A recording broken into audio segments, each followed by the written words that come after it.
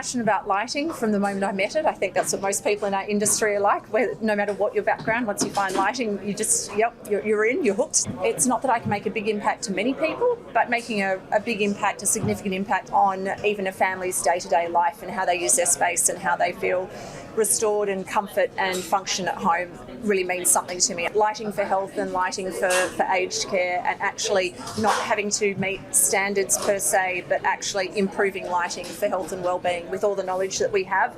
It kills me that it is all just budget driven at the end and no one actually cares about the outcome of these places that should be helping and healing people.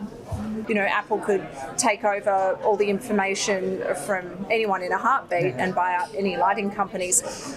But already we've seen a few architects that we've met with, and there'll undoubtedly be someone that has taken lighting control into their own hands.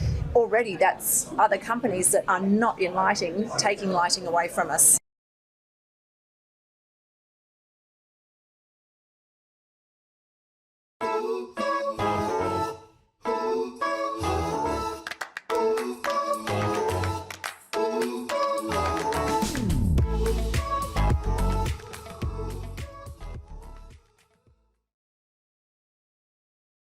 This is great to be here down under in the Southern Hemisphere. Today we have another wonderful guest here.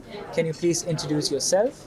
Yes, I'm Genevieve Wild. I'm the director and design director and founder of Wildly Illuminating. We're based in Sydney's Lower North Shore and specialise in high-end residential lighting design. Welcome aboard. Thank you. So, the first question is, the theme of this conference is called What's Next in Lighting? So you've been in this profession for a good number of years. So yes. What do you see could be the next big thing in lighting? Well, I think it's really interesting. After listening to your talk, it was the first time I'd heard everything not being just human-centric, but about every living creature, which I think is how it should be. I think that was fantastic. And the other one I really picked up this morning was on, again, that human-centric theme that we've been seeing for the last couple of years, but pushed out into not just circadian rhythm based, but also just being able to simplify that and really monitor blue saturation and when and how we integrate that blue light into our days, and making it just so much simpler to apply. So it's actually user friendly and then end result successful. It's fantastic. So that was because that's something which is good, right? In nature, if everything is in its right appropriate quantities, it's never bad. Yeah. So blue light isn't actually that bad. No, and I realise that, but it's great. Yeah, great to see the saturation and the time, the placement of it. So really good. It's good. Yeah. So now that we talked about the conference and the topics, you've listened to so many other discussion points here, and you've also mentioned there are certain things which stood out to you, like some of the sessions. Yes. So. I mean, we had 2 days of really intense sessions. So apart from those, any other thing that kind of stood out for you from this? Yeah, I did find it interesting, I guess because we're not on a commercial scale, so we don't see so much of the whole building control systems and data collection, but it was really interesting because we actually use Kasambi Bluetooth controls on about 80% of our projects. And so I hadn't thought about that next level of data collection and whether it poses, security risks or data breaches or just information that's, you're being taken and used, however it is. So that was really interesting to see what's coming. So data is going to be the next big thing, isn't it? Yeah, it really does look like that. Yes, absolutely. And it was interesting too when they brought up things like, Apple could take over all the information from anyone in a heartbeat and buy out any lighting companies.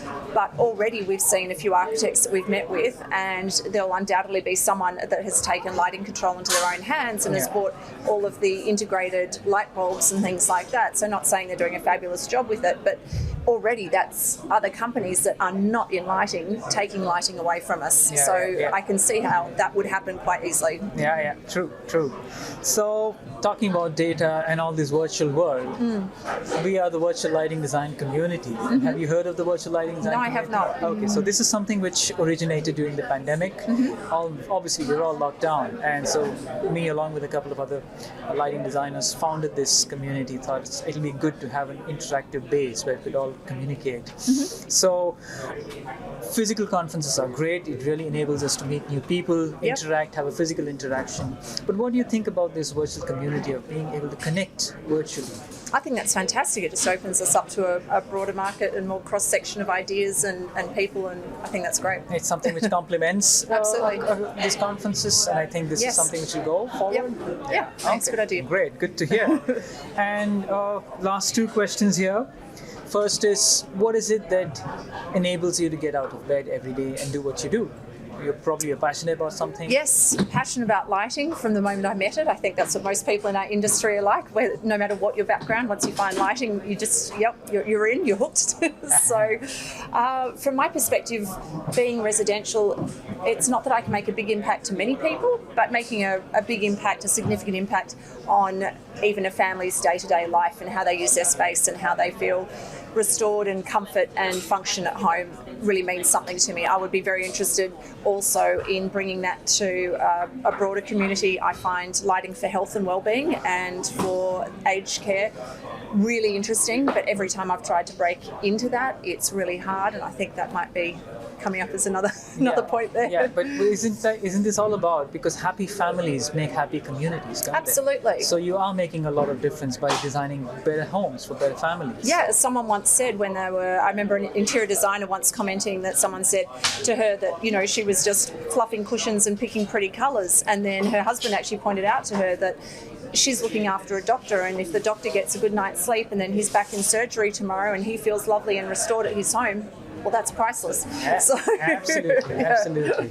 So one final question. Change is happening everywhere.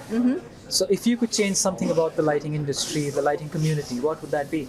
So that would be going into health, lighting for health and lighting for aged care, and actually not having to meet standards per se, but actually improving lighting for health and well-being. With all the knowledge that we have, it kills me that it is all just budget driven at the end and no one actually cares about the outcome of these places that should be helping and healing people. Thank you. Thank you so much. It was great to have you on board. Thank you. And hope to see you a little bit more. Fantastic. Look forward to being online. Yes. Thank you.